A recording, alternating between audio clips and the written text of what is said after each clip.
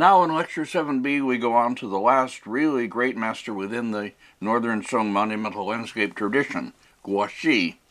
And we have from him, again, one major reliable work, not only signed, as Fan Quan's and Yanwen Gui's were, but also with a title and date written on it by the artist himself. This is something new. But before showing his paintings, I'm going to talk about Guo Xi's essay on landscape painting. This is the most important, probably the most important landscape essay from the early period in China, following on the essays by Zongbing, which you remember from Lecture 3, and the Jinghao essay.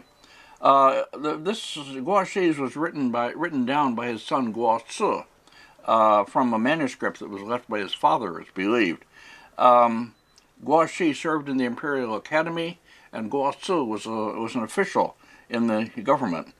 There are two good translations of this essay, one in the Bush and Schur book, pages 150 to 154, the other in the Siren, volume 2, pages 220 to 228.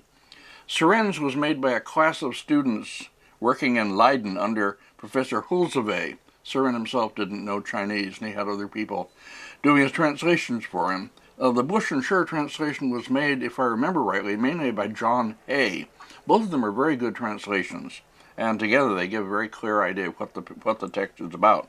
I'll put on the screen as I talk about this essay some quite unrelated photos of Huangshan, or the so-called Yellow Mountains in Anhui province, made on one of my climbs of that spectacular range of mountains.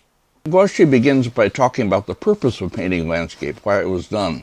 And as like others, he says that it serves to replace real roaming in the mountains. So, that is to say, a noble man, it's always the man in this time, might want to roam, to climb mountains, and enjoy the benefits, the spiritual benefits of being in the mountains.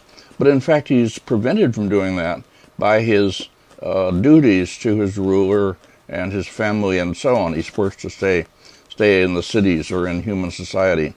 And then the painting, that is to say, then can substitute by giving him this experience. The passage in question goes like this. Here it goes. But, then, he writes, that is Guo Xi reporting on what his father wrote. Okay, but are the longing for forests and streams and the companionship of mists and vapors then to be experienced only in dreams and denied to the waking senses? It is now possible for subtle hands, that is the hands of the painter, to reproduce them in all their rich splendor. Without leaving your room, you may sit to your heart's content among streams and valleys. The voices of apes and the calls of birds will fall on your ears faintly. The glow of the mountain and the color of the waters will dazzle your eyes glitteringly. Could this fail to quicken your interest and thoroughly capture your heart? This is the ultimate meaning behind the honor which the world accords to landscape painting. Okay, enough of that. Now this obviously is another expression of what I started out by calling the primary concept of painting, of expression in painting, that is, which goes back to the Han Dynasty. You remember in the Han, people would gaze at the portraits of virtuous ministers painted on the walls and be inspired to emulate them as if they were seeing the real person. Or they would look at a painting of the landscape in summer and feel hot, or at a winter landscape and feel cold. And you remember the developments of that idea in later times. That is, the painting substitute somehow for the real scenery. It's another expression of that, in other words. Okay, then Guo Xi, next please. The next, Guo Xi talks about the importance of looking at the painting from a distance. Some aspects of nature are also best seen from a distance rather than close up. He writes about landscape paintings that are fit to contemplate, to gaze at, some that are fit to ramble through, as in imagination, of course, and some fit to live in, and the last are the finest. He writes about what we call local schools, saying the students from Shandong, that is in the northeast, study Licheng, Those from Shanxi in the northwest study Fan Quan. So great men and great scholars don't stick to a single school, is his point. The next. He writes about the necessity of the artist having a clear conception in his mind, of concentrating on the essential nature of the thing represented. Guo Xi, his son, breaks in here and tells about his father's method of working, which is quite interesting, but not to the point for us. Okay, then, next please. He talks about the different aspects of scenery in different seasons, times of day, weather conditions, interest in light and shade. This all, of course, reflects the growing ability of the Chinese landscapist, or the Chinese painter generally, to capture these things in painting, which we have traced as we went along. He gives technical advice on the use of figures, roads, buildings, to lead the viewer's eyes through the composition. You guide the way the viewer is going to see your painting by inserting these. Okay. He writes about the main mountain versus the subordinate mountains, and how the pine tree stands out among trees, the great tree and the lesser trees. This is, of course, parallel to the social order, and that's his point. The superior man versus the small men who serve him. Next, please. He writes about the effects of seasons, the moods associated with the different seasons. Winter mountains are covered by storm clouds, and the people who see them are depressed, and so on. Contemplation of such pictures, he writes, evokes in men the corresponding ideas or feelings. Quote, it is as if one were really among the mountains. Such is the idea beyond the depicted scenery. End quote. These are, of course, refinements of this basic idea that the painting serves for the real scenery when you can't go there.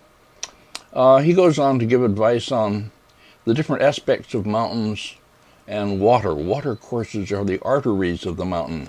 Grass and trees are its hair. Mist and clouds give them an air of beauty or charm, or like the breath of the mountains. Rocks form its bones. Well, this is a kind of a form of recognizing this concept of the world as a great organism, which I've been talking about. This Neo-Confucian, Taoist, whatever you want to see it. Anyway, in the translation of this into painting, the next, he goes on to give advice on the three distances, that is, three ways of achieving effects of distance in painting. High distance, deep distance, anyway, never mind, that's too complicated for us. He writes about the use of poems as themes for painting, and mentions poetic lines and so on that are particularly suitable. Now, this is the first appearance for us of what becomes an important new criterion for judgment in painting, as we'll see. That is to say, judging whether a painting has a poetic content, whether it expresses a poetic idea, whether it has the same kind of sensibility as a poem. This becomes very important in the school of amateur painting, which we'll be looking at later. And eventually this will take over and push out other kinds of expression in painting, as we'll see. Okay, then next, please. Guo Xi writes about how the artist should travel to see famous mountains. And he says, quote, when I have stored up impressions of them in my mind, then, with the eye unconscious of the silk and the hand unconscious of brush and ink, marvelous, mysterious, boundless becomes that picture of mine, end quote. This is another expression of another idea that I've been mentioning, that is to say, the artist has to create as nature does, without purpose, unconsciously, and then what the artist paints will look natural, as a rock and nature looks natural by definition. Next, please. Finally, Guo Xi criticizes some modern painters, he calls them, who simply wave the brush and splash the ink. Well, it's hard to say what he means by this. It may be, but probably it's a matter of the the rise of the amateur artists who are claiming stature over professional artists eventually. This was coming into being in his time, and eventually was to as I've said many times, to eventually to take over. And as I'll speak of in a later time, by the early 12th century, the Emperor Huizong was so much against the paintings of Guo Xi himself that he didn't really value them and gave them away. Okay, I should add here that in my book, The Three Alternative Histories of Chinese Painting, in the chapter on meanings and functions in Chinese landscape painting, I discuss a mention by the son Guo Xi of a commission that his father received, and from whom he received the commission, a high nobleman, what the commission was, and how the artist embodied this idea in his painting, and how pleased the patron was when he saw the painting, received the painting. Okay, this is the importance of audience. This is a pretty big subject. Audience or patronage, pretty big subject in recent studies. I mean, I and my students spent a lot of time on it, but it's not. I'm not trying to do it in these lectures. But I should say simply that the idea of the untrammeled artist, the artist free to paint whatever he chooses, arises with this rise of the amateur artist.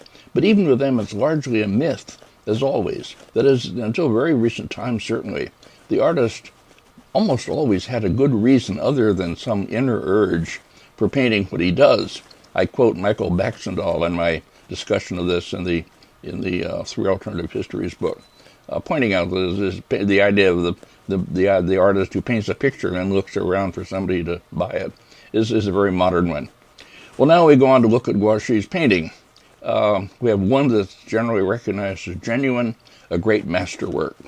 All right, now that we've considered some of the essay by Guo Xi and have some ideas of what he thought about landscape painting, now we'll see his great work, which is one of the grand masterpieces of Chinese painting, as I've said. And I showed it in the first lecture with that.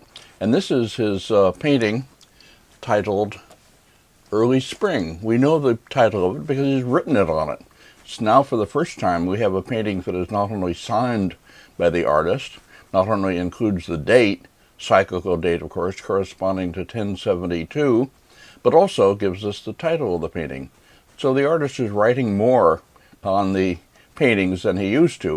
The first we saw were simple signatures, Yunwen Gui and Fan Quan. A painting we'll see later when we talk about bird and flower painting by an artist named Cui Bo we'll see to be dated to 1061 with a date on it, and a signature and date. And now we have also a title. Okay, so here's Guo Xi's great painting, the Early Spring. Well, it's a painting that's so familiar, that's reproduced everywhere, that one talks about so much that one is tempted to slip into cliche observations, but then one has to remember that they aren't cliches at all, especially for the younger generations will make up, I hope, some large part of the listeners, viewers for this series. There's still important truths that have to be said. One of the important things about Guo Xi, Dick Barnhart, in his brief passage on this painting in the 3,000 Years book, makes the important point that as a court artist, Guo Xi worked for an imperial patron, the Emperor Shenzong, who reigned 1068 to 1085, who was a broadly cultivated man and ruled over a stable realm. So he was working for a stable and enlightened patron. Okay, now the composition, to start with that, as you see, it preserves much of the model of Fan Quan and so on, in the sense that it's tripartite, that is three-part. You have a main movement up the center to the highest peak, which is in the center. You have separate landscape masses, somewhat smaller at the two sides. And also, the other way, you have a section at the lower part, down here where the big land mass is with pine trees on top of it, and secular figures, or figures, low-life figures at the two sides.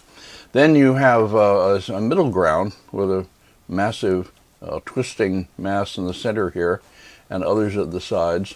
And then that takes you up to where the temple is, we'll see that. And then above that you have the peak again. So it's the same 1, 2, 3 upward movement, and the same somewhat similar composition. On the other hand, in other ways, it's profoundly different from either Fan Quan or Yan Wen Gui, where they were relatively stable visions of the world. This is a grand vision of the world in flux, going through a process of change. All the landscape masses, as you see, are undercut or overhanging, and the whole thing seems to have the inner energy of some vast organism, more than what we think of as inert earth landscape masses. The earth masses are shaded, we'll see that close up later, for the effect of rotundity, not so much texture strokes as overlaid loose brush strokes that make them appear earthy rather than rocky. Li Cheng was said to have painted rocks like clouds, they meant earth masses. And Guo Xi obviously is still painting, in a sense, rocks like clouds. So there's a strong sense of light and shadow throughout the picture, although there's no consistent light source, as there isn't ever in Chinese painting. The painting, as I say, has the same basic unifying narrative that we've seen in others, going back to painting attributed to Guangtung and the Five Dynasties. That is, from a daily life level at the base of the painting, making one's way up, eventually seeing a Buddhist temple, which we'll come to. It's hidden here, not so conspicuous as usual. And then above that, the peak. Well, there is a Buddhist temple also over here in the center right. We'll look at that too. Well, okay, we'll look at the details now and talk about that. Now let's go on. Here at the sections, I say, in the center right, very important. First of all, we can see already the sheer refinement of execution of the painting. It's extraordinary in this way. It's amazing. The drawing of the trees, the drawing of the rocks, everything in it is done in brushwork that you aren't really conscious of. It is so fine, so free of mannerism, so sort of natural in a sense. I'll talk about that too. Okay, here we have a hollow, misty hollow in the mountains, and a Buddhist temple set in it, set behind trees. A row of trees across the middle ground here, tall pine trees, leafy trees, bare trees in the upper left. And we have a stream or river pouring down from one pool to another, quite beautifully painted. And then these great ovoid masses of earth surrounding it, making up the landscape proper. Up here in the upper right, something we haven't seen before in hanging scroll paintings, which is a kind of on a kind of ledge here behind the two crossed pine trees, is a tingzi, or pavilion, kiosk, whatever you want to translate it. Anyway, a little building where people can sit. Actually, you see two bucket seats inside, I think, and sit and gaze out over the landscape. Now, this is not a landscape that's made to be gazed at like some we've already seen and more we'll see later in this lecture. Not at all. This is still very much the landscape, complete in itself, but you can move through, wander through, find your way through, and so on, live in, so to speak, as Guo Xi says. On the other hand, the placement of this little pavilion suggests the possibility, at least, of someone sitting there and gazing out over the landscape. Okay, we'll come back to this section later. Let's start at the bottom now and make our way up. Down here at the bottom of the picture, on the left side of this large mass with surmounted by trees, is one of the two little passages of daily life or low life, whatever, living. On the other side, which I don't have a detail of, we see fishermen. Here is a family that is coming back from some trip, I guess, or a journey. At any rate, a boat moored, a man carrying luggage over his shoulders, a woman, a child on her shoulder, another child walking beside her. And then here at the lower right, we see there was something of their house, a simple fence, a thatched roof. Okay, and this, by the way, the outlines, as you see, have to be quite thick, heavy, in order to hold their own, to fulfill their function within a hanging scroll. And they're kind of fluctuating in width, and the landscape masses you see already are not textured exactly, but treated with some sense of light and shadow by more or less application of ink. Okay, moving upward. Now I don't have slides of the middle section, but now we move up to the upper middle section. And here in this wonderful slide of a view through a ravine in the mountain, between the mountain masses, we see a traveler with a broad hat and his servant with his luggage as usual, and another servant walking ahead, luggage over his shoulder, over a log bridge. And then up above that, this really wonderful passage of mist in the trees, mist hiding or almost hiding the tops of bare trees. Well, here again we see what I spoke of as the extraordinary refinement of execution of this painting, a master artist. And you don't see anything that is kind of ready-made, repetitive, learned, artificial, and so on. Next slide. Up we go. One more up.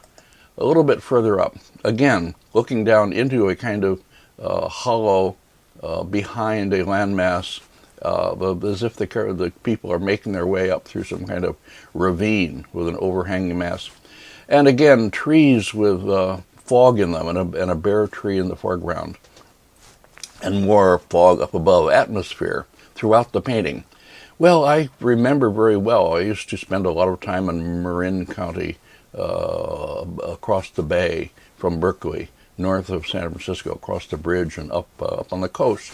And the beaches there are wonderful, and there are heavy fogs there often. And I remember often seeing scenes there that reminded me of this, that is, mist in the trees and so forth. Well, once you really find your way into this painting and spend time with it, it becomes part of your life, I think. At least it certainly has with mine. I think with other people too. Then as we make our way further up, we see eventually in this ravine of not the top of the painting, but at the bottom of the main peak, so to speak, the roofs of temples.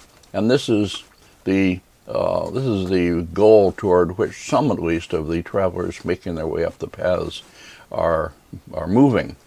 Here again, a wonderful use of atmospheric perspective, obviously.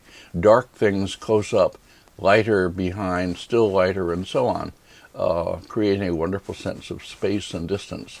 And the treatment of trees, at the middle right, a pair of pine trees drawn relatively dark, and then almost repeated in two of them further up and to the left, which takes you back into that space. So the painting then has the pattern that we've seen in a number of hand scrolls already from the painting attributed to Guangdong and the Five Dynasties, in which people are making their way up from an area where you might have an inn or people living, ordinary people who live in the landscape, making their way up toward a temple, which represents some kind of spiritual goal, presumably. And then above that, an inaccessible peak, no way of climbing, no paths, no anything, just pure nature, representing some kind of spiritual hierarchy, I would assume. Now, the strange thing is that I have to say, I would assume, because there's no writing that I know of in Chinese that describes this form or this pattern, nor in writings of the time or later writings. And this is strange. It's also true that, foreign writers have somehow failed to note this constant pattern or common pattern and written about it. Well, the only thing I can say about that is that it bears out an observation I used to make often, which is that many of the most interesting and important features in Chinese painting are not represented or noted or treated adequately in the literature. It's a strange phenomenon, but It is simply true. The literature is voluminous, it's great, and yet there's many, many things that one sees in the paintings that is not noted there, not discussed there. Okay, the reason I always gave is fairly simple, and that is what goes on in the mind of painters when they are at work, or when they are using what they learned from the past and transmit to later painters. This is very different from what goes on in the mind of someone writing a theoretical or a critical essay. The two, which are often linked more than they should be, are actually quite separate worlds, I think, with only a tenuous and problematic relationship between them. Anyway, to get back to the painting, let's go on now. Okay, here's going back to that section at the center right. I have an important observation to make about it that, again, has not been generally seen. I myself didn't notice it until we made a big transparency of this painting for my Scarab book, and I was making slides from it and noticed a strange passage. Okay, here this big ovoid mass topped, surmounted by crossed pine trees, and behind it this tingsa for viewing. Okay, now down below that and to the right, you see what the artist, when he sketched out the whole composition, as artists do, they sketch it out in charcoal or somehow simply, and then they gradually build it up. The artist must have intended this as a earth slope coming down with trees growing out from it. I mean, you have the next slide. Here, I made this slide just to make this point. If you black out that part, it seems pretty clear, with the trees, they say, growing out from it, that the original intention was to have a slope of earth there. Now, what actually happened? The artist changed his mind, and somewhere, at the last minute, so to speak, made a very awkward change in which this ovoid mass is treated, becomes a kind of overhanging mass, and a space is opened up beneath it. And you look down there at eroded banks of earth, and trees are growing out in the other direction to the right, and the trees that should be growing out of the earth bank instead have to sort of turn around and grow back into the other thing. And it's all very awkward, as you see. It's only so when you notice it. Very few people, nobody that I know of, has ever really noticed this in the painting as a whole. But why did the artist do this? Well, I have a pretty clear idea of why he must have done it, and that is that that within the whole composition in which everything is undercut, as I say, and unstable, and not stable and solid. This passage at the middle right, if he had continued his original plan and made this into a slope of earth, would have been too substantial, too solid, too filled. And in order to keep up this undercut character of so much of the painting and to continue it into this passage, he was forced to make, or decided to make, this very awkward last-minute change. Okay, it tells us something about the nature of the painting and the painter, I think, that's really pretty interesting. Okay, so in presenting this special, very special version of the world, very different from that of Fan Quan and Yen Wen Gui, not representing a stable, lasting world of solid, slow-changing geology as they do, rather a world in which erosion and transformation is taking place. The painter presents a very different vision to us. Okay, I could spend another hour showing landscapes in the Guo Xi manner by his followers, some of them old and fine. The school of landscape that was founded by Li Cheng and continued, transformed that is, by Guo Xi in the northeast of China, Shandong and so on, is established as a local school there. More than that, however, it becomes one of the major schools of landscape in later times, and painters in Yuan and Ming could paint what they call Li Guo style landscapes. Li Guo meaning Li Cheng Guo Xi. Okay, now I'll show a few, however, of the paintings attributed to Guo Xi and discuss them. One of the contenders, next please. One of the strong contenders for earliness is this picture, Snowy River Gorge, which is in the Shanghai Museum. A tall, narrow picture, as you see, featuring flatter forms, more emptiness in the silhouette, not so much modeling, not so much rotundity in the landscape forms. Probably this is a section of a screen. I've mentioned before that when you have a tall composition like this, tall, narrow, and especially when it doesn't seem complete, this one doesn't have any sign of human habitation, no paths, no people, no anything.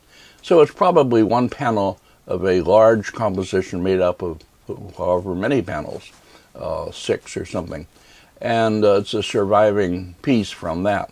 Now how old it is is another question. Here's a detail from it. As I say, the forms are more silhouetted, less substantial than in the real Guo Xi. It's an early work, I think. I doubt that it's a real work by Guo Xi, but I can't be absolutely sure. Anyway, it's an early work to be taken seriously. Now, an impressive survivor from what must have been an important composition. Next, please. Here is another big painting that is in the Palace Museum. It was in the Chinese Art Treasures exhibition, number 47 there, titled Clearing After Snow in the Min Mountains. Okay, there are lots and lots of paintings that take up this style with the so-called rocks-like clouds, with the bare trees, with the bleakness, and with all the instability and internal movement of Guo Xi style. This is a composition, as you see, in the same mode as a painting we saw ascribed to Jing Hao, which is asymmetrical, with a long recession on one side leading up to distant hills. And on the other side, the left, we climb up a series of landscape masses to the highest peak. And this may be somewhat later than Guo Xi. The size of the pine trees on the lower right, which make a much easier entrance than we were used to in early landscape, somehow suggest a slightly later date. However, I have a couple details of it here.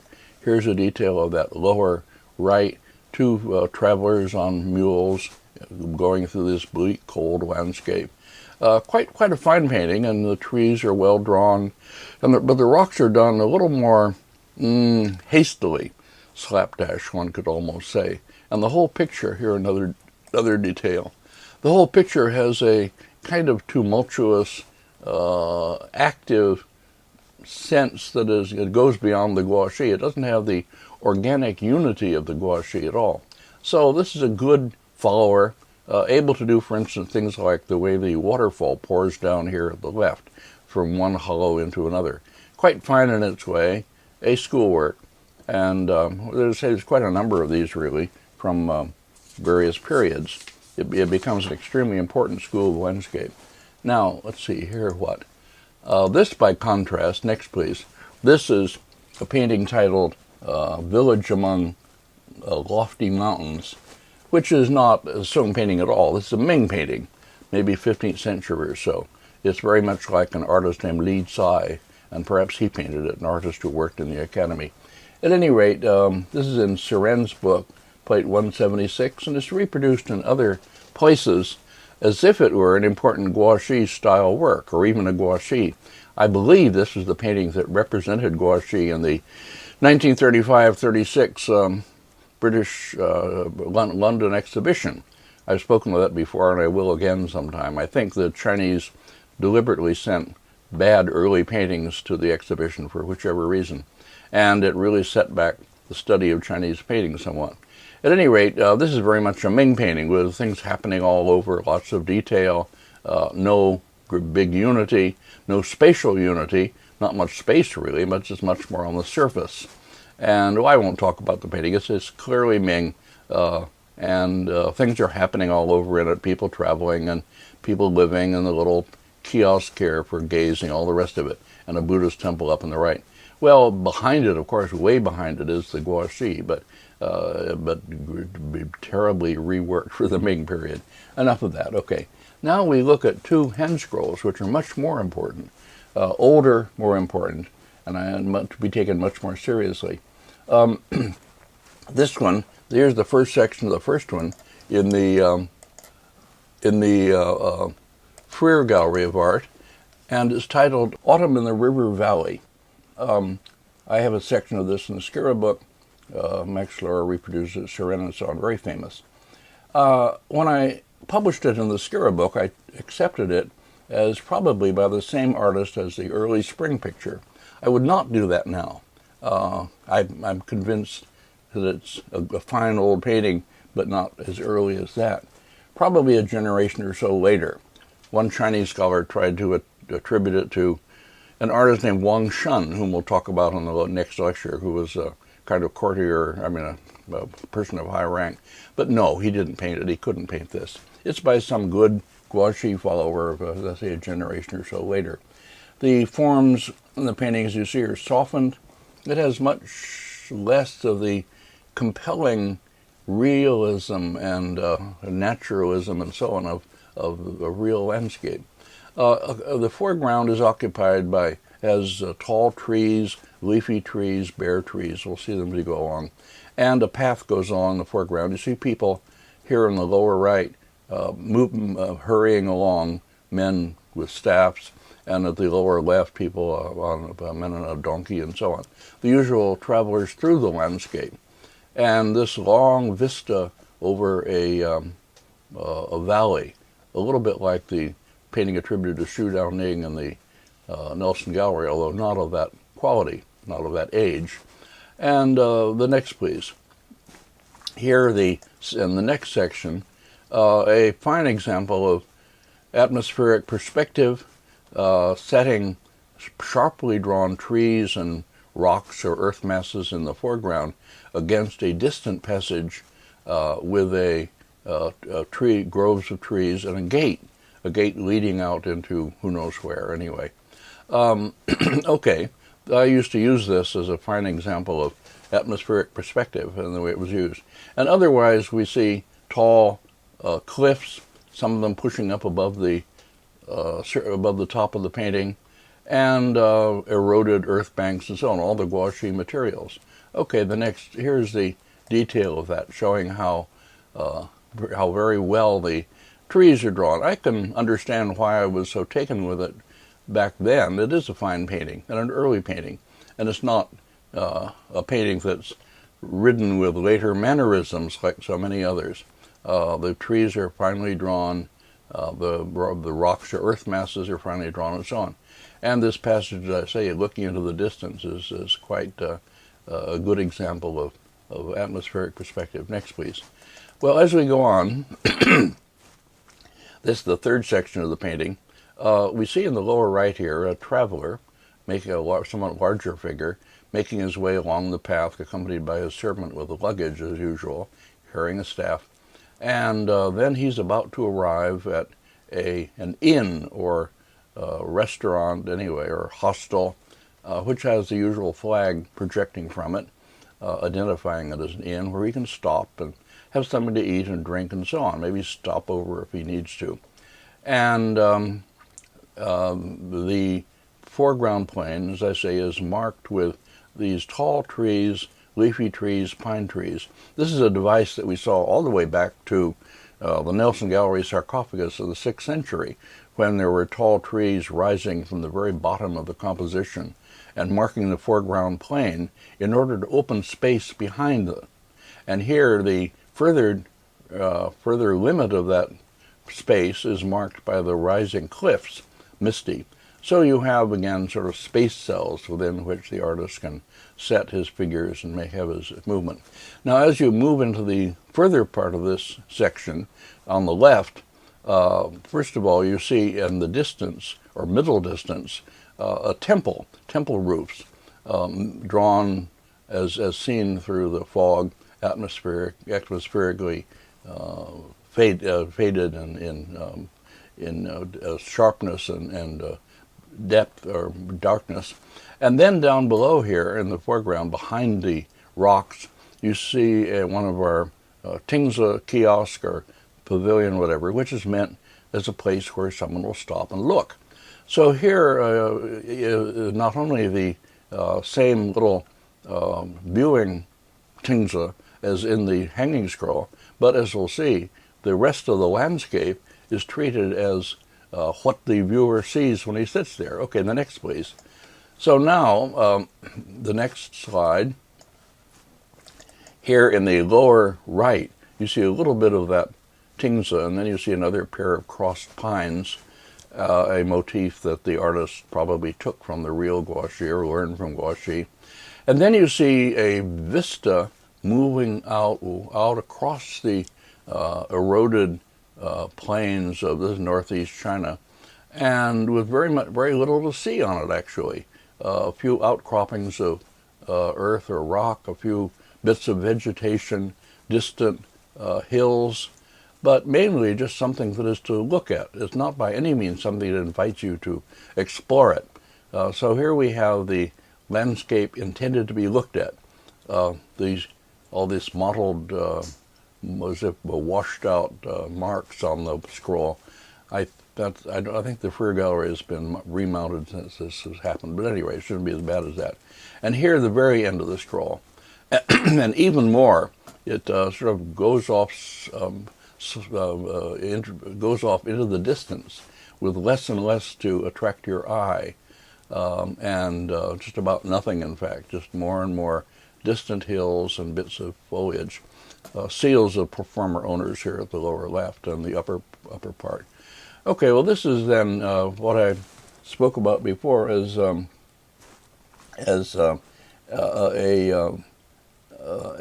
scene that is not meant to be entered and explored, but rather something to be gazed at from a fixed vantage point, represented by the tingza. Well, a great change is going on. We saw it already in the scroll attributed to Xu Daoning in the Yurin-kan in Kyoto, in which there were two figures at the far end gazing out over the scenery. And scenery is the right word for this, and it's a word one would never use of the real Guo Xi, the hanging scroll, the early spring, which is certainly not meant to be viewed by anyone in the picture, cannot be. It is meant to be explored. It's a whole world, etc., etc. Now, okay, having made that point, let me go on to another hand scroll. This one is former Crawford collection, now in the Metropolitan Museum in New York, attributed to Guo Xi, and titled Lowlands with Trees. Someone recently, I've been told, has done a study of this, maybe published, I don't know, intended to establish its authenticity as a genuine work of Guo Xi. Well, I admire the painting, which I've seen many times since the days when we were compiling the Crawford catalog back in 1960 to 61, and saw it for the first time. But I think it's, again, a little later than Guo Xi, like the Freer scroll, and somewhat different from the real Guo Xi, partaking more of this new mode of landscape I'll talk about. So let me say why. Okay, here we're seeing actually the end of the scroll. We're going at it the wrong way, but I want to do it this way. One would roll it from right to left. Here we're seeing the left end first, which is not right. But okay, let me do it for my own purposes. We see two people, old men, bent over, walking with staffs, accompanied by servants, making their way across a bridge and along a path toward a rise in the terrain, which is topped by a pavilion, a place where people will meet, and this is bigger than the usual little tingza. It has a second story, as you see. A place where people will meet and maybe sit and drink wine and talk and view scrolls, maybe. So that was viewing paintings. Here, below the trees, a little bit to the left of the pavilion, are two servants carrying what seem to be hanging scrolls, wrapped probably. And one can imagine, in other words, a gathering of old friends in this pavilion, and they will drink, talk of old times, look at paintings together, and gaze out at the scenery. Okay, now let's look at the landscape itself. Look at the earth masses down here in the lower right.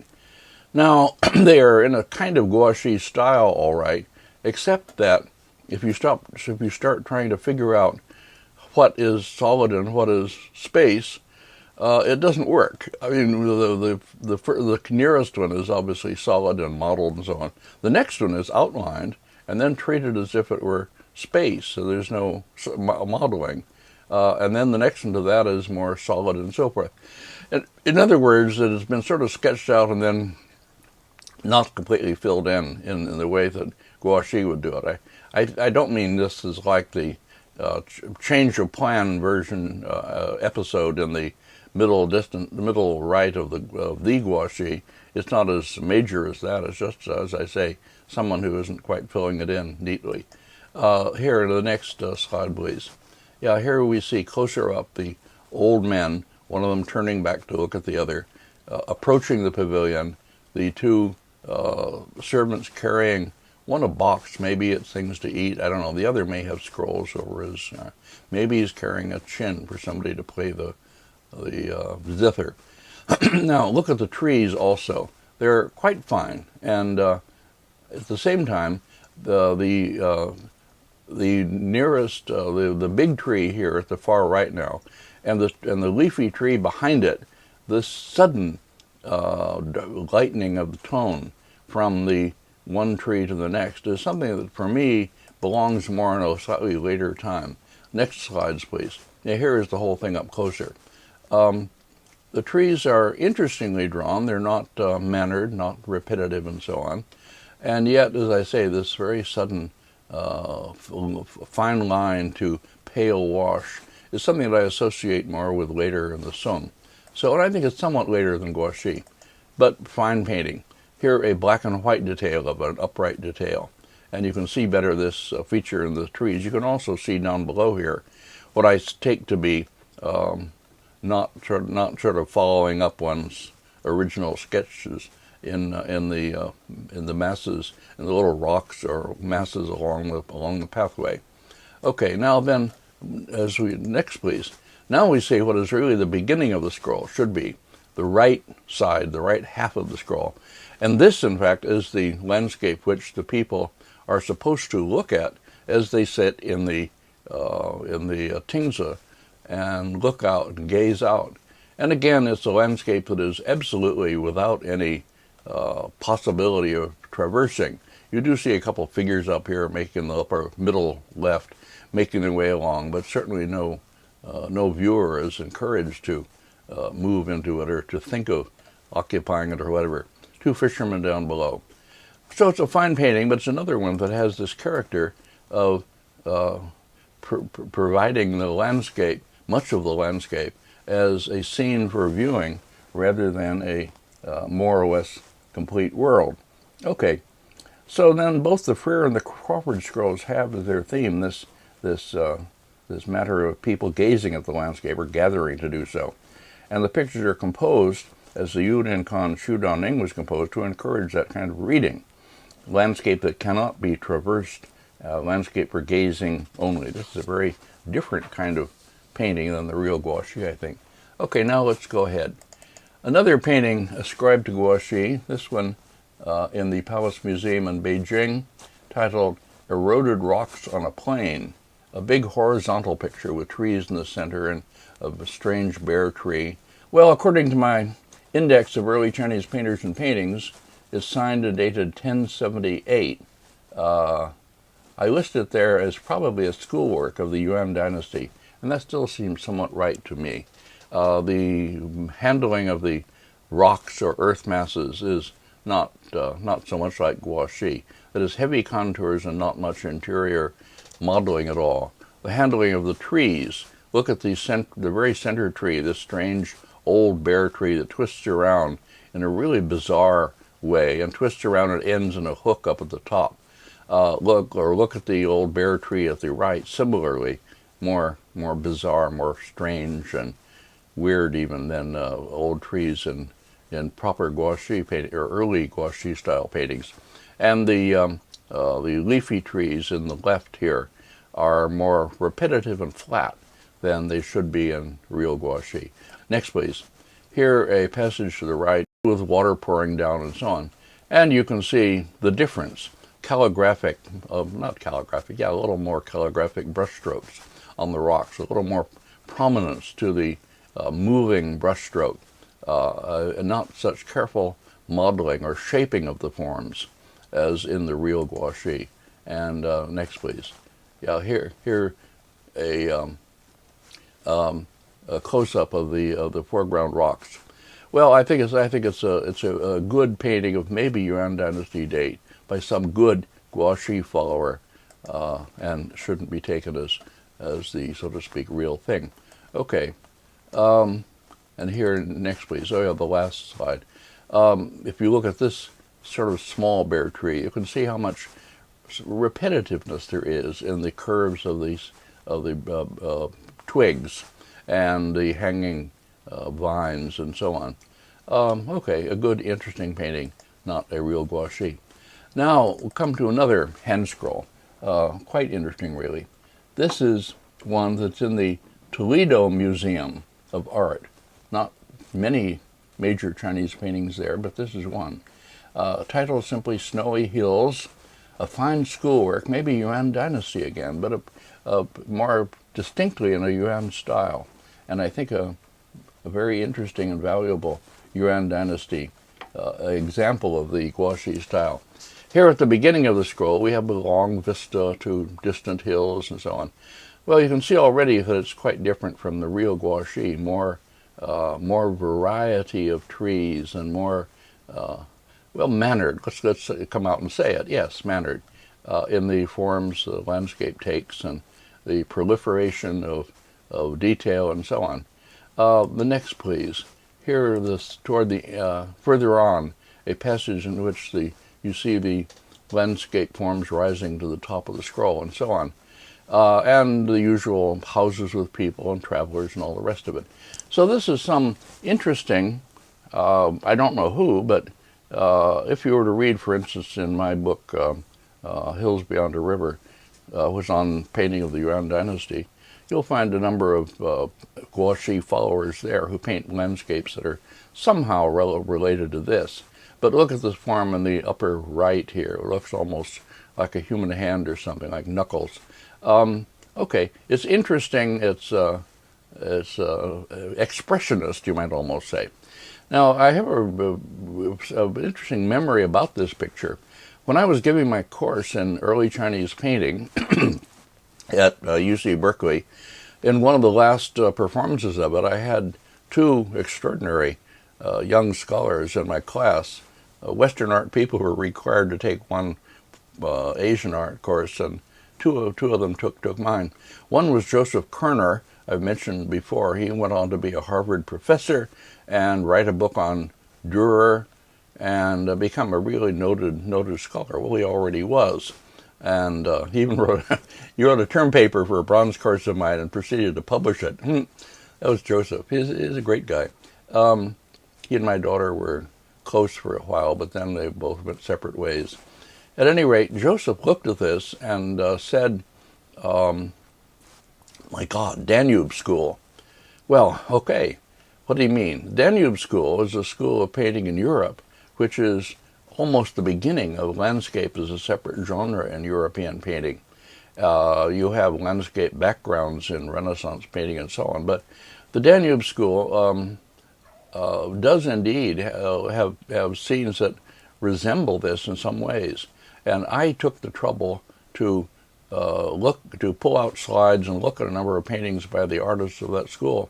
And indeed, it does appear to me quite likely that they somehow knew about the Guo Xi style paintings of this kind, which were conveyed to Europe maybe in designs on furniture or screens or who knows what. But I've become a real diffusionist in my late life, and that is, I believe in the idea of styles and motifs and so on, transported long distances and taking root in the minds of artists at the faraway place and somehow coming out in their works. Okay, I think something like that may have happened here, but I leave that open for somebody else to work on. Joseph never proceeded with it, and I didn't, and so on. So let me just insert here, for the benefit of anybody who's interested in following this up, the Danube School was active in the early 16th century and included such noted artists as Albrecht Altdorfer and Wolf Huber. I used to have a series of slide comparisons ready to show what I believe to be the derivation of pictures by Danube School masters from some kind of Chinese landscape images that they came to know about, which, as I say, they may have come to Europe in the form of screens or pictures on furniture or imported craft objects of some kind. Here is one of the comparisons I used to use. The painting, which we've seen, attributed to Li Cheng, but really by some Li Guo school artist of the 12th century or so, and a drawing by Wolf Huber. Comparisons of this kind are easy to make and easy to dismiss as without significance, but if you put together enough of them, they can make you recognize a real derivation of the kind I think we have here.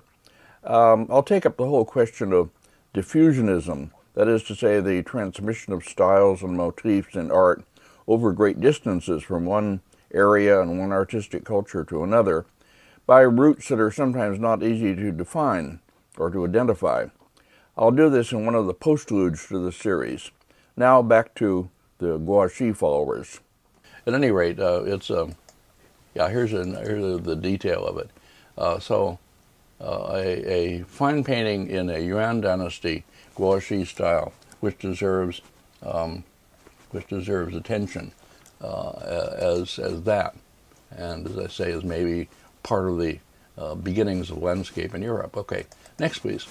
This is the place to bring back a painting which I showed briefly for a short time in the previous lecture, and then said that since it didn't belong there, in my opinion, I would bring it back and show it more completely later.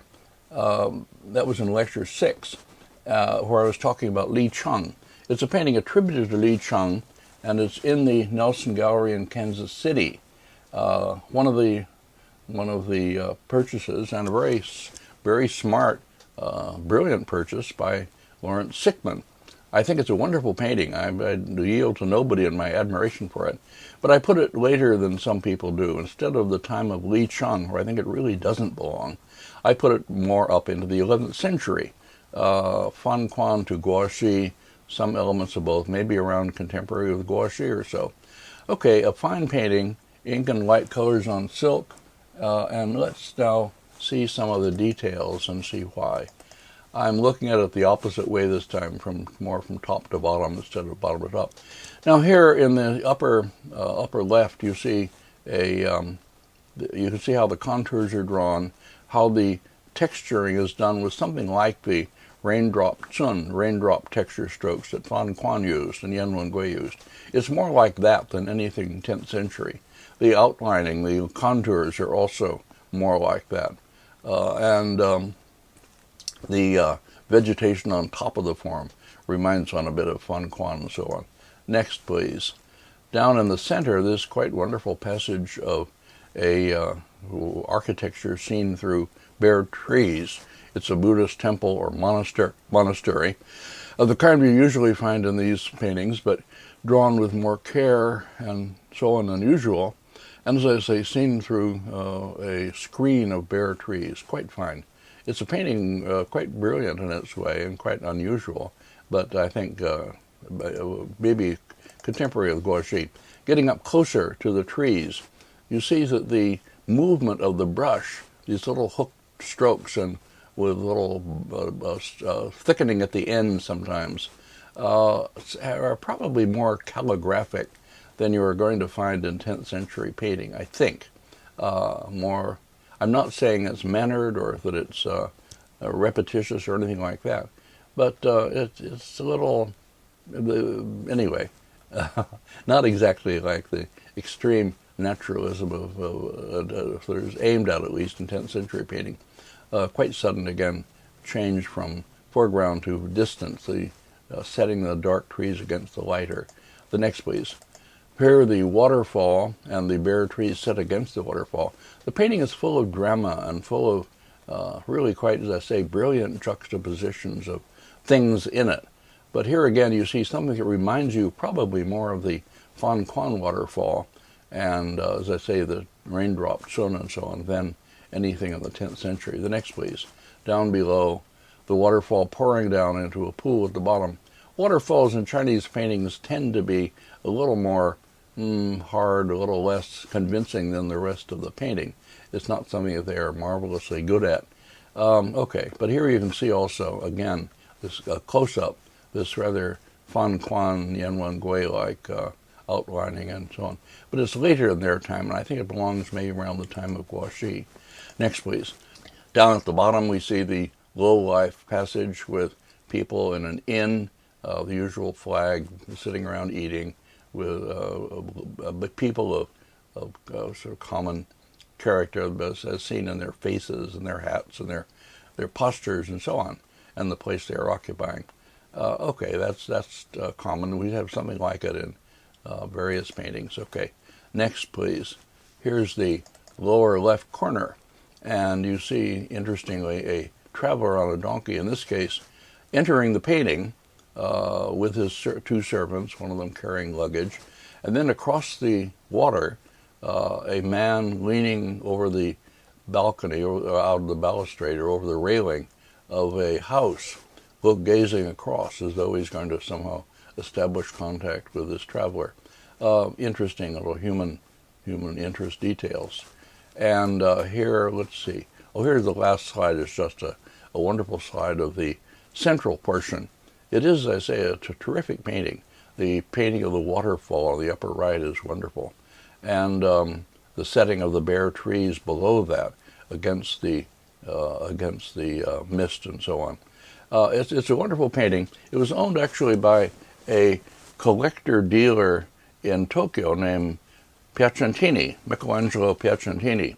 He was an Italian who was interned in Japan during the war, and after he was freed, he stayed on as a kind of dealer collector, working actually in one of the department stores on exhibitions. Well, I knew him slightly, and Sickman anyway bought this painting from him. The attribution to Li Chung may be no earlier than Piacentini. I don't know. There's no, as far as I know, no recorded history for this painting in old Chinese books or anything like that. And it's common to attribute paintings, as I've said, with bare trees to Li Chung, or sometimes Guo Xi, but at any rate, Li Chung more often. And it may be no more than that. It has bare trees, therefore it's Li Chung. Well, I admire the painting, as I say, enormously, but I don't put it so early.